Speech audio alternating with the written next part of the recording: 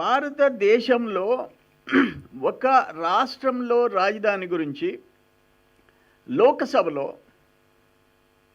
ఈ దేశంలో ఎన్నుకున్న ప్రజాప్రతినిధులందరూ ఆ లోకసభలో చట్టసభలో BJP, Congress, TDP, Janasena, TMC, AAP, BRS, Samajwadi party, BJD, RJD, JDU, Shivsena, more than 20 parties యునానిమస్గా దేశం మొత్తం అమరావతికి ఐక్యంగా మేము మద్దతు ఇస్తున్నామని చెప్పారు. ఈ మెంటల్ కేసు వాళ్ళు బాయ్కాట్ చేసి బయట వచ్చారు. అంటే అమరావతికి ఏదన్నా ఒక రాష్ట్రమైనా డిఫర్ అయిందా? కాలేదు. దేశం మొత్తం యావత్ దేశం నిలబడింది అమరావతి వెనక. ఆ రైతులు త్యాగాలు చేశారు. ఈరోజు ఏంటి, అక్కడ పరిశ్రమలు వచ్చినాయి, క్వాంటమ్ వ్యాలీ వచ్చేసేసింది, మొత్తం ఇండస్ట్రీస్ వరుస లిస్ట్ ఉన్నాయి. ఇక్కడ ఇవన్నీ National Institute of Design NID AP వచ్చింది, All India Institute of Medical Sciences AIIMS వచ్చింది, School of Planning and Architecture వచ్చింది, Central Institution of Tool Design వచ్చింది, ఇగ్నో రీజనల్ సెంటర్ వచ్చింది, క్వాంటమ్ ఏఐ యూనివర్సిటీ వచ్చింది. ఇవన్నీ చదవాలంటే జాతీయ అంతర్జాతీయ స్థాయి ప్రైవేట్ డీమ్డ్ యూనివర్సిటీస్ వచ్చినాయి, international universities of legal education and research వచ్చింది, ఎన్విఐడిఐఏ ఎన్విడియా భాగస్వామ్యంతో ఏఐ యూనివర్సిటీ. వీటన్నిటినీ రావటము జీర్ణించుకోలేకపోతున్నాడు. దేశం మొత్తం ముక్త కంఠంతో అమరావతికి మద్దతుగా నిలబడటం జీర్ణించుకోలేకపోతున్నాడు. అదేమంటే మావిగన్, నీ పేరులో జా ప్లస్ గన్ ఉంది నీ పేరులో, అక్కడ మావి ప్లస్ గన్, రాజధానిలో కూడా గన్ కావాలని చెప్తున్నాను. అంటే నీకు జోబిల్లో గన్ కావాలా, చేతిలో గొడ్డలు కావాలా? ఏంటి కర్మ ఏంటి అంట. రాజకీయ పార్టీలు, అధికార పార్టీ, ప్రతిపక్ష పార్టీలు ఉంటాయి, విమర్శలు ప్రతి విమర్శలు ఉంటాయి, కానీ రాష్ట్రం నాశనం అయిపోవాలా? నేను ఒక్క ఎగ్జాంపుల్ చెప్తా. 50,000 ఎకరాలు రాష్ట్ర కేంద్ర ప్రభుత్వాలు మోర్ దాన్ 50,000 crores ఖర్చు పెడుతున్నాయి, 1,000 కోట్లు ప్రైవేట్ ఇన్స్టిట్యూషన్స్ పెడుతున్నాయి. ఒక్క సింపుల్ చెప్తాను, ఒక 10 కోట్లు అనుకోండి పెట్టుబడులు, భూమి వాల్యూ, ఇన్స్టిట్యూషన్స్, బ్యాంకులు, construction, secretariat, assembly, high court, quarters, జడ్జిల క్వార్టర్స్ అన్నీ కలిపి పోమనండి ఎకరాకి 10 కోట్లు అనుకోండి. ఎన్ని లక్షల కోట్లు? 5 లక్షల కోట్లు. జస్ట్ నేను చెప్పేది జస్ట్ అంటే అది 10 లక్షల కోట్ల, 20 లక్షల కోట్ల, ఒకవేళ ఆ నాలెడ్జ్ ఉండేవాళ్ళు చెప్తారు. లక్షల కోట్లు ప్రజల ఆస్తినికి నేను వ్యతిరేకం అని చెప్పేదానికి నీకు సిగ్గులేదా అంట. నేను నీకు ఎట్టొచ్చింది ఆ మనసు అంట? ఏంటి నీ ఆలోచన అంట?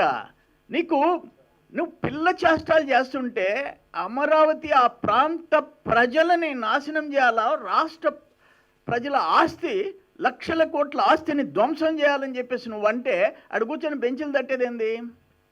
ఏం చేస్తున్నారు అక్కడ? అక్కడ ఉండే పెద్ద పెద్ద ముదురు నాయకులు విశాఖపట్నం అన్నావు ఇప్పుడు ఏమైందా అని చెప్పేసి అడిగేవాడు ఉండడా? శాసనసభలో 3 రాజధానులు అంటే బల్లలు కొట్టాడు బారేశారు. ఇప్పుడు మావిగానంటే విశాఖపట్నం వాళ్ళు, తిరుపతి వాళ్ళు కూడా కొడుతున్నారు డబ్బా. ఒక్కరు కూడా క్వశ్చన్ చేయరా మీరు? ఒక డెమోక్రటిక్ సిస్టంలో ఉన్నామా? ఒక నియంత్రణగా ఉండామా? నేను ఒక మాట్లాడుతాను. బీహార్ ఉంది, బీహార్లో మీకు తెలుసు వైలెన్స్, జంగిల్ రాజ్ అని చెప్పి అన్నావు నువ్వు. ఆంధ్రప్రదేశ్ కూడా జంగిల్ రాజ్ అని. బీహార్ గురించి చెప్తా నేను. బీహార్ అండ్ ఉత్తరప్రదేశ్ ఈ రాష్ట్రాల్లో వైలెన్స్ ఉంటుంది, ఇప్పుడు క్రమేణా తగ్గుతుంది. ఆ రోజుల్లో ఏ ముఖ్యమంత్రి ప్రజల్లోకి పర్యటనకు పోతే చెట్లు అడ్డంగా నరికి, పరదాలేసి, షట్టర్స్ క్లోజ్ చేసి, అటు 50 ఇటు 50 100 కిలోమీటర్లు ట్రాఫిక్ జామ్ చేసి 2,000 మంది పోలీసులు పెట్టుకుని ఏ ముఖ్యమంత్రి పోలా? నువ్వు చెప్పిన జంగిల్ రాజుల్లో నువ్వు ఆంధ్రప్రదేశ్లో చీఫ్ మినిస్టర్గా నువ్వు బయట పోవాలంటే దురదృష్టం, చెట్లు నాటించమని చెప్పాల్సిన ముఖ్యమంత్రి చెట్లు నరికించుకుంది కానీ బయట పోయినావు. నీకు ప్రాణభయం. ఈరోజు జంగిల్ రాజు అంటున్నావు. నువ్వు ఈరోజు చెట్లు నరకకుండా, పరదాలు వేయకుండా, షట్టర్స్ క్లోజ్ చేయకుండా, ట్రాఫిక్ జామ్ చేయకుండా నువ్వు జనంలోకి పోతుండవు, వితౌట్ సెక్యూరిటీ పోతుండవు. అది తేడా చంద్రబాబు నాయుడు గారి పరిపాలనకి నీ పరిపాలనకి. నీ పరిపాలన జంగిల్ రాజ్. ఒక ముఖ్యమంత్రి నరికిచ్చాడు చెట్లు, ఒక ముఖ్యమంత్రి పరదాలు కట్టించుకొని పోయినాడు. నీకు దమ్ము లేనోడివి నువ్వు, పులివెందుల పిల్లివి నువ్వు. ఇది ఆంధ్రప్రదేశ్ని జంగిల్ రాజ్ అంటావా నువ్వు? బీహార్లో, ఉత్తరప్రదేశ్లో ముఖ్యమంత్రులు నీ మాదిరిగా పరదాలు కట్టుకొని పోలే, డైరెక్ట్గా వెళ్ళిపోయినారు. నువ్వు పోయినావు, నువ్వు ముఖ్యమంత్రిగా జనంలోకి పోవాలంటే వణికిపోయినావు, భయపడిపోయినావు, పులివెందుల పిల్లిలాగా పోయినావు. 2000 మంది పోలీసులు పెట్టుకున్నావు. ఈరోజు మా గవర్నమెంట్లో, కూటమి ప్రభుత్వంలో చంద్రబాబు నాయుడు గారు ముఖ్యమంత్రిగా ఉంటే స్వేచ్ఛగా నువ్వు తిరుగుతున్నావు, ఎక్కడ కావాలంటే అక్కడికి పోతున్నావు. అది difference between Chandrababu Naidu and mental case. ఎక్కడ పోతుంది రాష్ట్రం?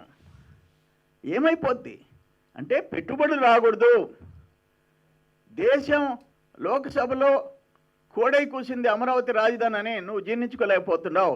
లక్షల కోట్ల పెట్టుబడి వస్తున్నాయి, జీర్ణించుకోలేకపోతున్నావు. అమరావతిలో బ్రహ్మాండంగా ఇన్ఫ్రాస్ట్రక్చర్ క్రియేట్ అవుతుంది, లక్షల కోట్ల రూపాయల రాజధాని అక్కడ క్రియేట్ అవుతుంది, జీర్ణించుకోలేకపోతున్నావు. నువ్వు రేపు ఎలక్షన్కి అమరావతికి మావిగన్కి పోటీ అని చెప్పేసి పోతావా? మొన్న పోయినా 3 రోజులనే 11 సీట్లు వచ్చినాయి. ఇప్పుడు మావిగన్ అని చెప్పి పో, 1-2 సీట్లు వస్తాయి. అసలు రాజకీయాల్లో ఉండే అర్హత నీకుందా జగన్మోహన్ రెడ్డి అని చెప్పేసి అడుగుతుందా? నీకు ఎవరు చెప్పు, ఎవరో చెప్పు. ప్రజల ఆస్తులు నాశనం అయిపోవాలా, రాష్ట్ర భవిష్యత్తు నాశనం అయిపోవాలా, తల్లి దూరం అయిపోవాలా, చెల్లి దూరం అయిపోవాలా, చిన్నాన్న గుడ్డలతో నరికించుకోవాలా. అన్ఫార్చునేట్ అంటున్నా నేను. నీ వల్ల ఏం తెల్లారేది లేదు.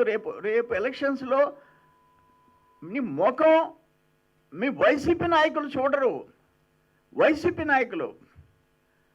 ఎందుకంటే నీ నీ నీ నీ పోకడ వాళ్ళు ఏ రోజుకు ఆ రోజు గమనించుకుంటా పరిస్థితి ఈరోజు వచ్చింది. నీ కల్చర్, నీ ఫ్యాక్షన్ కల్చర్, నీ గన్ కల్చర్ మళ్ళీ ఇంకా నువ్వు కంటిన్యూ చేస్తున్నావు. సిగ్గుతో తలదించుకొని ఈ దేశంలో ఉండే ఎంపీలకి, లోకసభకి, అన్ని పార్టీలకి క్షమాపణ చెప్పు.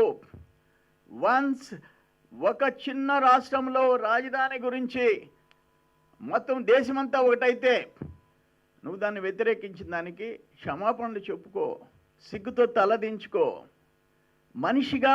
మనిషిగా మానవత్వంతో మాట్లాడు. అక్కడుండే రైతులందరూ నాశనం అయిపోవాలా, వాళ్ళ భూముల వాల్యూ పడిపోవాలా, వాళ్ళకి మార్కెట్ రేట్ రాకూడదు, వాళ్ళ ప్లాట్లు ఎవరు కొనకూడదు. ఎందుకంటే నిలబడ్డారు, వాళ్ళు త్యాగం చేసి నిలబడ్డారు. వాళ్ళని నువ్వు పెట్టిన హింసలు, ఎంతమంది చనిపోయినారు, ఆత్మహత్యలు చేసుకున్నారు. ఆ బిడ్డల ఇది నీ కొట్టద్ది. అరే సర్వేపల్లి నియోజకవర్గం దాటిపోతున్నారు తిరుమలకి పాదయాత్ర. నీ ప్రస్తుతం జిల్లా అధ్యక్షుడు, మాజీ మంత్రి రోడ్డు మీద ఉన్న టెంట్లు పెరికేసి రోడ్డు మీద ఆడపడుచులు నడి రోడ్డు మీద ఎర్ర టెండలో అన్నం తినే పరిస్థితి కల్పించారు మీరు. మృగాలు కూడా ఈత చిన్న ఏదైనా ఉంటే వాటిని దగ్గర తీస్తాయి. మీరు అమరావతిలో 1000 ఎకరాలు త్యాగం చేసిన, ఆడపడుచుల్ని అవమానాలు చేసిన మనుషులు మీరు. అందుకని నిన్న నీ ప్రెస్ కాన్ఫరెన్స్ చూసిన వాళ్ళు నవ్వుకోవటం తప్ప ఇంకా నేను ఒక మాట అంట. నువ్వు 1924 ఉండేవు. ఏ సెక్రటరియట్లో, ఏ అసెంబ్లీలో, ఏ హైకోర్టులో అంతా మేము కట్టించినాయి కదా. అప్పుడు ఏం చేస్తున్నావు? 5 సంవత్సరాలు గోల్డ్ గిల్లుకుంటున్నా, పశువులు మేపుకుంటున్నావా? అప్పుడేందో మార్చకూడదా? నీ చేతనైతే మార్చకూడదా? 5 ఏళ్ళు మేము కట్టించిన ఆ అమరావతి ప్రాంతంలో ఉండే తాత్కాలిక భవనాల్లోనే నువ్వు పరిపాలన చేసావుగా 5 ఇయర్స్. అంటే నీ మాదిరిగా నువ్వు ఒక మాట చెప్పాడు జగన్మోహన్ రెడ్డి, ముఖ్యమంత్రి ఎక్కడుంటే అక్కడ రాజధాని అని చెప్పాడు. అంటే ఆయన యలహంకలో 3-4 లక్షల చదరపడుగుల్లో భవనం 29 ఎకరాల్లో ఉంటే అదే రాజధాని ఆంధ్రాకి. లోటస్ పాండ్లో హైదరాబాద్లో ఉంటే అదే రాజధాని. అక్కడ ఋషికొండలో ప్యాలెస్లో ఉంటే అదే రాజధాని. ఇక్కడ తాడేపల్లిలో ఉంటే ఇదే రాజధాని. ఏం మాట్లాడుతున్నావా నువ్వు? ఎందుకు అంత అహంకారం? ఏం నియంతవా నువ్వు? నియంతవా? ఇది అన్ఫార్చునేట్, దురదృష్టం. తుగ్లక్ చెప్పిన రాజధానులు మార్చి పిచ్చి తుగ్లక్ ఆయన ఏమైంది? ఆఖరణ 1000 మంది రాజధానులు అటు ఇటు మారుస్తుంటే 1000 మంది ప్రాణాలు పోయినాయి. ఇప్పుడు ఇంకొక మరో తుగ్లక్గా నువ్వు ఈరోజు ఆంధ్రప్రదేశ్లో ఒక పార్టీ నాయకుడిగా తయారైనావు. అందుకని ఇది కరెక్ట్ కాదు. అమరావతిలో ఇప్పటికే 57,821 కోట్ల విలువైన 97 రకాల పనులు వివిధ రకాలుగా అభివృద్ధి దశలో ఉన్నాయి. జాతీయ అంతర్జాతీయ కంపెనీలు వేల కోట్ల రూపాయలు ప్రతిష్టాత్మకమైన క్వాంటమ్ వ్యాలీ ఆడ ఫస్ట్ ఇండియాలో మన దగ్గరికి వచ్చి కూర్చున్నది. మన దగ్గరికి వచ్చి పని మొదలవుతుంది.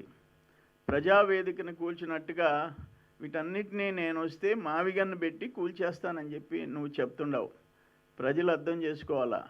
వెనక చేరి డబ్బా కొట్టేవాళ్ళు మీరు పార్టీలో, నీ పార్టీలో అంతర్గతంగా డెమోక్రసీని బతికించండి.